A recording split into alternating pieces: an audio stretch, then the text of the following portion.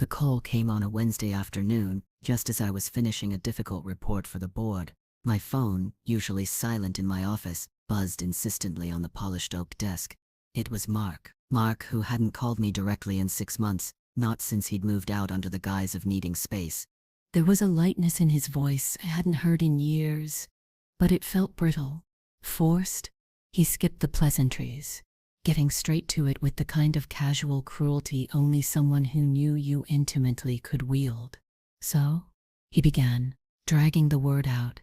"I just wanted to let you know I divorced you. Filed the papers myself. Served you through registered mail to that old P.O. box I know you still use for junk mail. Judge signed off this morning." And he paused, a cruel smile audible in the silence. "I sold the house, signed the closing papers yesterday. Got a good price, cash offer. It's all done." He waited a beat, letting it sink in. Then I heard it. A short, sharp bark of laughter, devoid of humor, full of triumph. It wasn't just that he had done it. It was that he found my presumed shock, my presumed helplessness, genuinely amusing. That laugh was the sound of years of subtle dismissals and quiet underestimations finally boiling over into open contempt.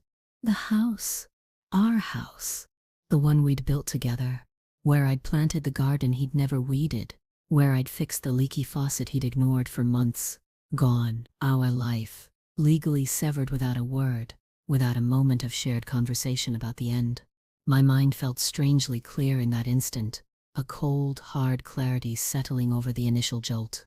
It wasn't just property, it was the anchor of my life, the physical manifestation of 2 decades of shared history, legally dissolved and sold off like unwanted furniture. And he laughed. He truly laughed. My hand tightened on the receiver, my knuckles white. The anger wasn't hot, not yet. It was a low, steady hum beneath my skin, like a deep vibration that promised to shatter bone if amplified. This wasn't just about divorce or property. It was a declaration of war, fought with deceit and weaponized paperwork. It was his final arrogant assertion of control, a control he believed I was too naive, too emotionally fragile, too female, to ever challenge. He clearly hadn't bothered to truly know me at all. Before we dive into what happened next, tell me in the comments, where in the world are you watching from? It's always incredible to see how far these stories reach. The shock didn't manifest as tears or shouting. Not outwardly. It was a physical contraction, a tightening in my chest that made it difficult to draw a full breath. I remember looking at the report on my desk, the complex financial models suddenly seeming utterly trivial. He hadn't just left, he had attempted to erase me, to liquidate our shared existence and leave me standing on empty ground. Buck's detail was a particular sting. It was a deliberate, petty cruelty, knowing I rarely checked it, ensuring I would miss the legal notice until it was too late. It was a move designed not just to succeed, but to humiliate. We had built that house from the ground up, literally. I remembered the weekends spent at the site, picking out tiles, arguing over paint colors, the scent of sawdust, and fresh plaster. It wasn't just an asset, it held the ghosts of our beginnings. The brief period before the cracks started to show, before his ambition curdled into something selfish and dismissive, before he began to treat my contributions, both to our life and my career, as lesser. I had sacrificed for him, adjusted my own trajectory to support his, believed in us. And this was his final act of gratitude. The conversation, if you could call that monologue a conversation, was short. He finished his performance, his voice still laced with that repellent smugness, assuming my silence was stunned defeat. I didn't give him the satisfaction of begging or breaking down. My voice, when I finally spoke, was low and steady, surprising even myself with its lack of tremor. "I see," was all I said. It wasn't much, but the flatness of it seemed to catch him off guard. The laughter died on his end. He seemed to expect hysterics, accusations, pleas, not quiet acknowledgement. "Yeah, just wanted to let you know. Save you the surprise when the new owners show up?" He chuckled again, but it was less confident this time. "Well, good luck, I guess." The call ended. The silence in my office was deafening. Good luck? It wasn't luck I needed. It was something far more deliberate, far more strategic. I sat there for a long time, the receiver still in my hand, tracing the patterns in the wood of my desk. The initial jolt was fading, replaced by that cold, steady anger. It wasn't undirected rage. It was focused, precise. It was aimed squarely at the casual arrogance of his actions, the absolute certainty he held that he was untouchable, that he could simply bulldoze my life and walk away clean, profitable, and amused. He thought he had delivered a checkmate. What he had actually done was wake me up. He had ripped away the comfortable illusion of a shared future and exposed the brutal reality of his character. The vulnerability I felt was sharp, but it was quickly being overlaid with a steely resolve. He had used legal documents and financial transactions as weapons. Fine. I understood paperwork. I understood strategy. And I understood, perhaps better than he ever would, the power of quiet, relentless persistence. The chessboard wasn't empty yet. He had just made his move. Now it was my turn. That evening the house felt alien. It was still filled with my things, my life, but it felt tainted by his betrayal, a crime scene of emotional violence. I walked through the rooms slowly, touching the furniture, looking at the art on the walls, each item a reminder of a life I thought we had built. He had sold all of it, effectively, bundled it up with the bricks and mortar. The garden I loved seemed to mock me with its vibrant, oblivious bloom. How could something so solid, so rooted, be simply signed away? The concept felt fundamentally wrong, a violation of something deeper than property law. I thought about his laughter again. It was the sound of absolute certainty. He was certain I would be devastated, certain I wouldn't know what to do, certain I couldn't fight back. He had always underestimated me. In the early years, he'd called my career a hobby, compared to his fast-paced corporate ascent. He'd managed the finances, telling me I was too soft-hearted for the tough decisions. He'd handled the legal documents, dismissing my questions with a patronizing smile and a pat on the hand. He saw me as competent in my own sphere, yes, successful even, but fundamentally unequipped for the real world of finance and law, the world he dominated. This was just the final brutal expression of that long-held belief. He had left me out of the loop deliberately, leveraged my trust, weaponized my lack of financial oversight which he himself had cultivated. He probably saw it as a clean, efficient solution, a way to cut ties and maximize his gain without the messiness of negotiation or my emotional reaction. What he failed to grasp was that while I might be emotionally restrained, I wasn't emotionally weak. And while I hadn't been steeped in the minutiae of our joint accounts, I was intelligent, meticulous, and had a deep-seated intolerance for being lied to and cheated, especially by someone I had loved. My mind, which handled complex market analysis and strategic planning for a multinational company, began to sift through the limited information I had. Divorced? Sold the house? Without my signature? Without my knowledge? It felt legally impossible, or at least highly irregular. There had to be a loophole, a lie, a manipulation of the system, or of me. I wasn't a lawyer, but I knew enough to know this wasn't how things were supposed to work. There was a cold, hard knot forming in my stomach, not of fear but of grim determination. I needed information. I needed facts. I needed proof. And I needed legal counsel. Not just any counsel, but someone sharp, someone who understood the complexities of deceit, hidden within standard procedures. Someone who wouldn't underestimate the quiet woman sitting across from them. The fight wasn't over. It had just moved into a different arena. And this time I wouldn't be playing by his rules. The next morning I made 2 calls. The first was to my office, explaining I needed a few days off for an urgent personal matter. My assistant Sarah, a sharp, quietly efficient woman who had worked with me for years, simply said, "Anything you need, just ask." There was no fuss, no questions, just solid, reliable support. It was a small comfort, a reminder that not everyone operated on Mark's transactional level. The second call was more difficult. I needed a lawyer, but not a typical divorce lawyer.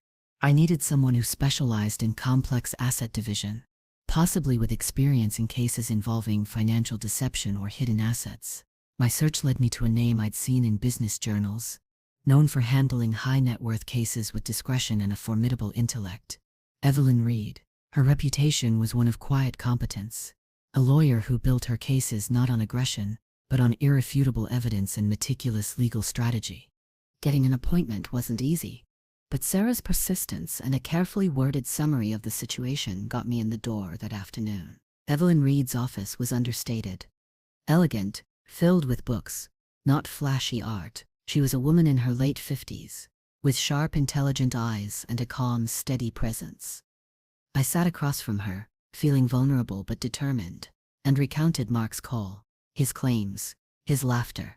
I laid out what I knew, which was distressingly little, and what I suspected, that something about his story, about the legality of his actions, didn't add up. As I spoke, I watched her face. There was no shock, no gasp, just a focused intensity. She asked precise, probing questions, cutting through the emotional narrative to get to the legal core. "You were not served with divorce papers personally?" she asked. "Or through a registered agent you had designated?" "No," I confirmed.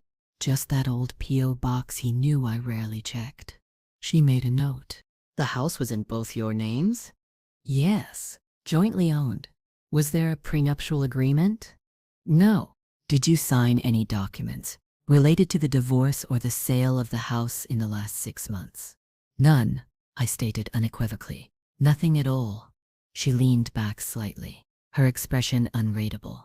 "Mr. Hansen's claims are highly unusual, bordering on legally impossible.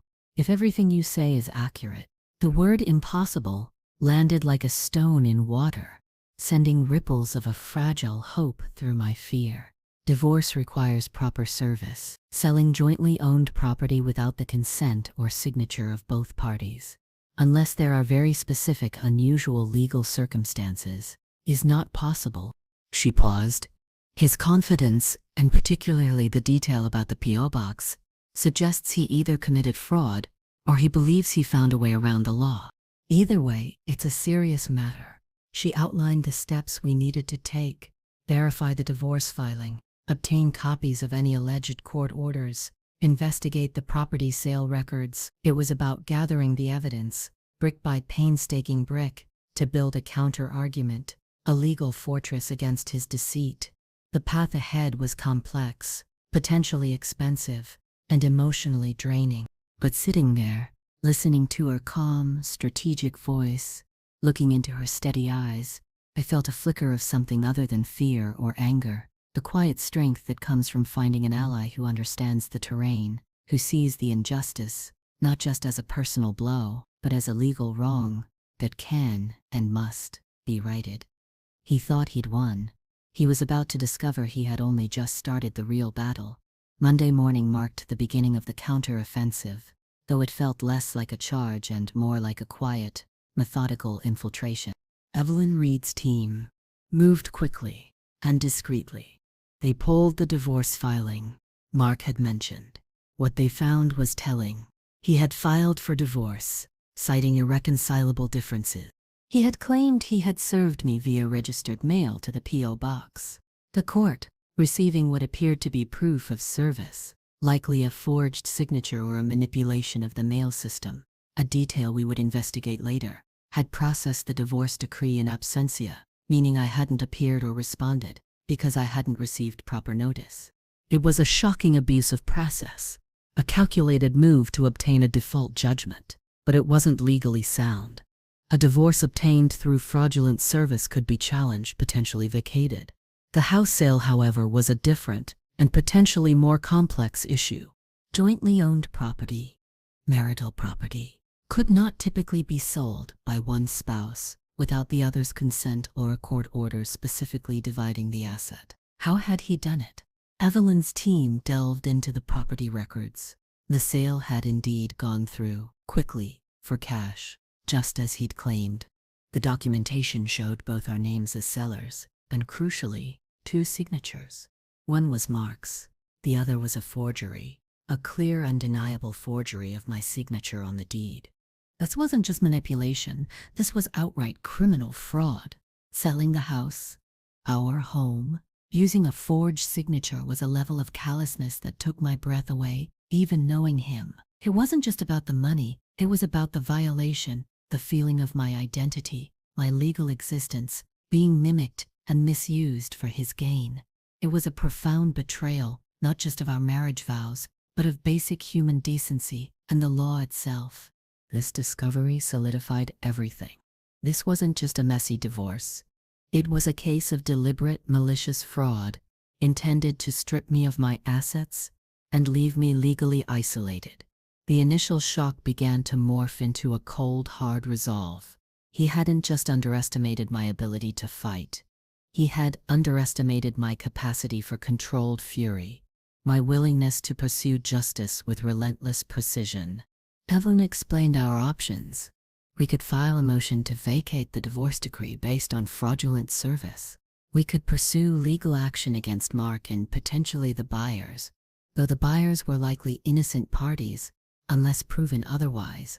To void the sale of the house based on the forged signature, there were civil remedies and, given the forgery, potential criminal implication. The path was clear, though daunting. We would fight the divorce on the grounds of improper service, exposing his lie to the court. We would fight the house sale on the grounds of fraud, armed with the irrefutable evidence of the forged signature. This wasn't about revenge. Not purely.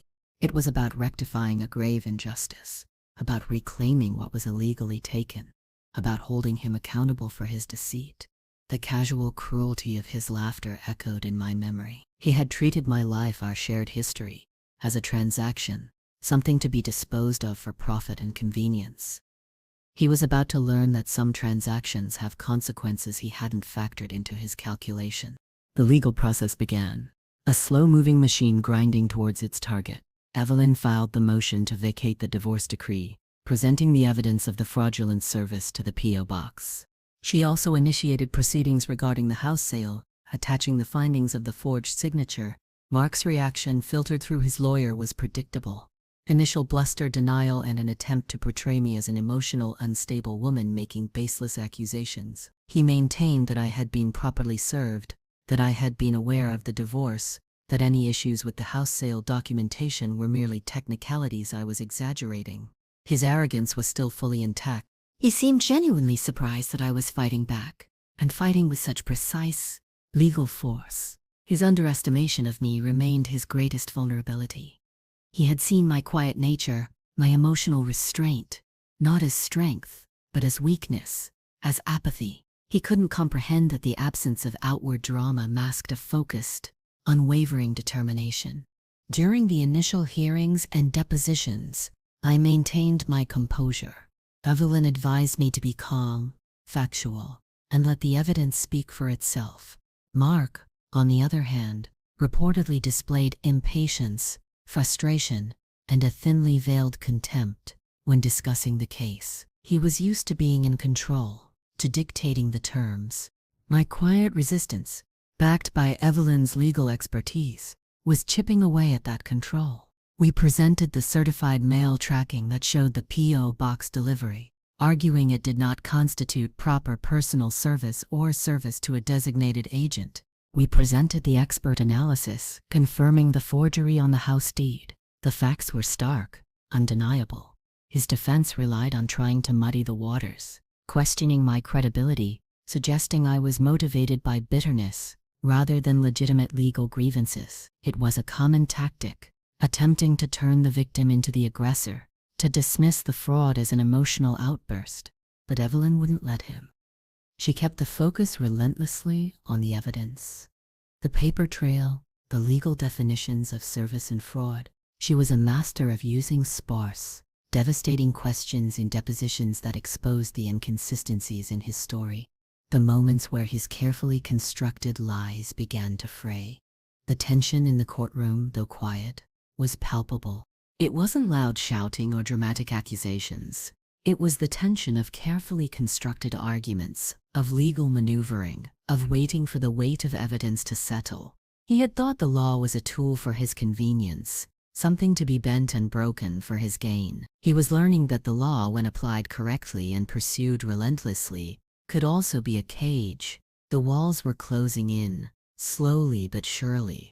His initial laughter seemed a distant, foolish sound now.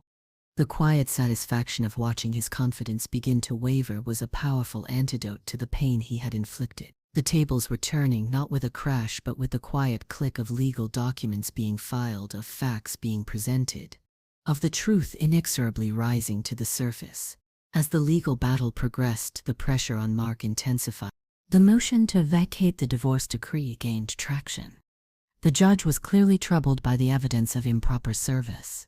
The case regarding the forged signature on the house deed was even more damaging. Forgery isn't just a marital dispute, it's a crime. The potential legal ramifications extended beyond civil court.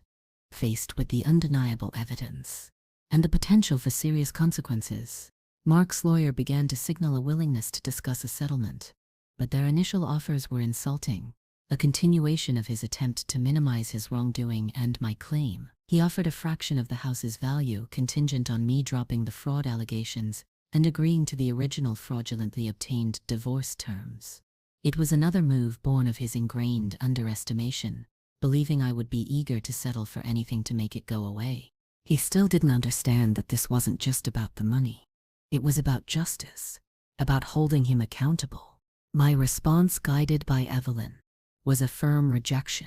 We held our ground, armed with the strength of our evidence. We demanded the divorce decree be vacated entirely, returning us to legally married status, thus voiding the premise under which the house sale could even theoretically be considered valid by the court in that context.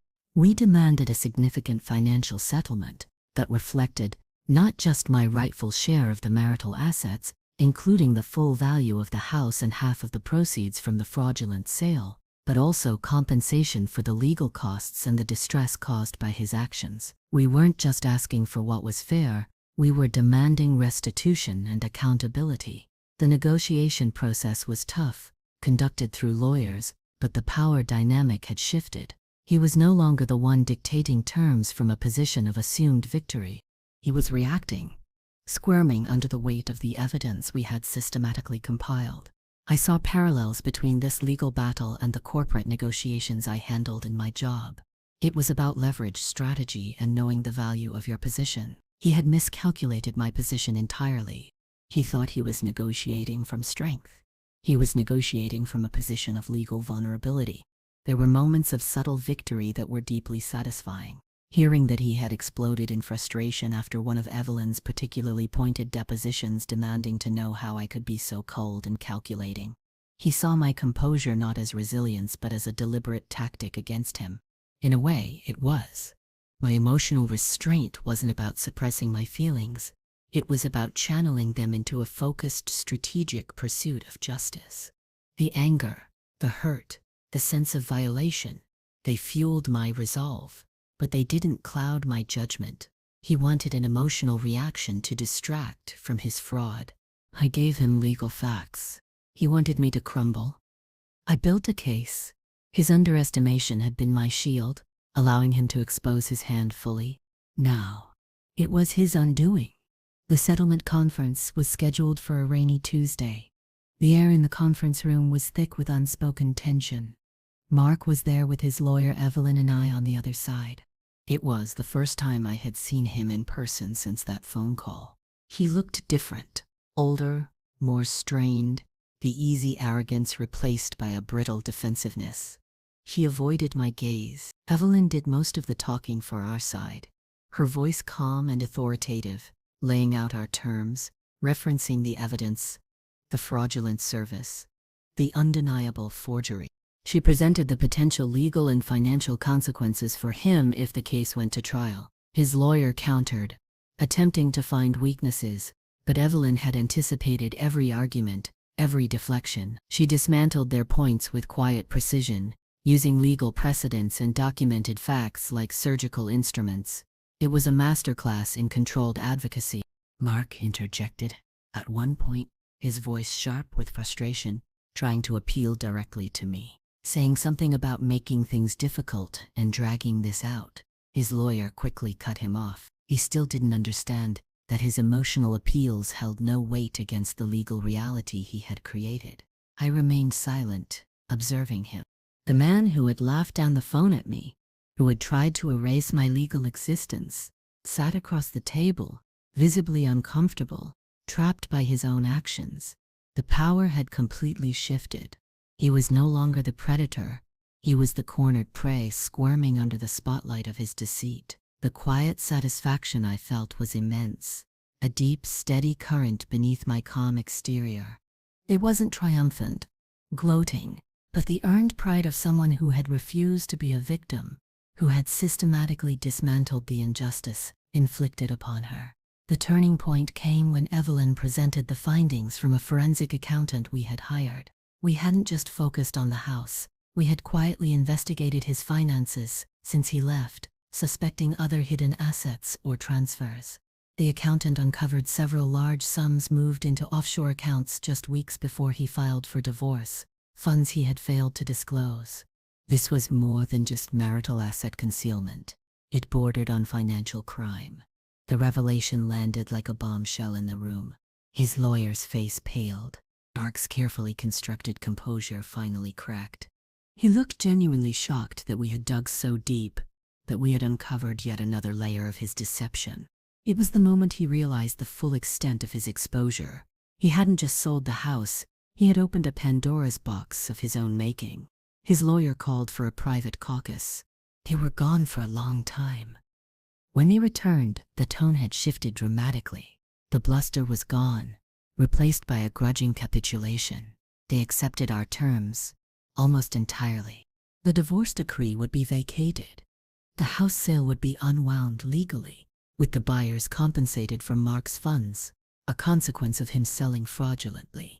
He would transfer a significant portion of his assets, including the offshore funds we had uncovered, to me as part of a new, legally sound settlement. He would pay my legal fee. It was a complete reversal. He had tried to take everything and leave me with nothing but the debris of his contempt. In the end, he was forced to give up far more than he had originally intended to keep, his fraudulent gains becoming the very means of his restitution. The finality of the settlement wasn't marked by a dramatic courtroom victory, but by the quiet signing of documents in Evelyn Reed's office weeks later. Mark wasn't present. Everything was handled through lawyers. It was an anticlimactic end to a period of intense emotional and legal warfare, but the lack of fanfare felt appropriate. The victory wasn't about public spectacle. It was about private restoration, about reclaiming what was stolen and reaffirming my own strength and autonomy. The house was legally returned to my ownership. The financial settlement was substantial, reflecting not just my share of the marital assets, but also a measure of compensation for the damages caused by his deceit and the substantial legal costs I incurred fighting his fraud. The offshore funds he tried to hide were repatriated and included in the settlement. The fraudulent divorce decree was officially vacated, erased from the records as if it had never happened. We would proceed with a standard, albeit financially complex, divorce, but this time on my terms with full disclosure and legal transparency. The irony wasn't lost on me. He had sought a quick, clandestine divorce to maximize his financial gain. He ended up with a drawn-out public legal battle. Public in the sense of court records that cost him dearly, both financially and reputationally, and resulted in him losing far more than he ever intended. He had tried to use the law as a shield for his dishonesty. The law became the instrument of his undoing. The quiet satisfaction remained, a deep, abiding feeling of vindication. It wasn't joy. Not exactly. The hurt lingered, a scar that would take time to fade, but it was overlaid with an immense sense of relief and earned pride.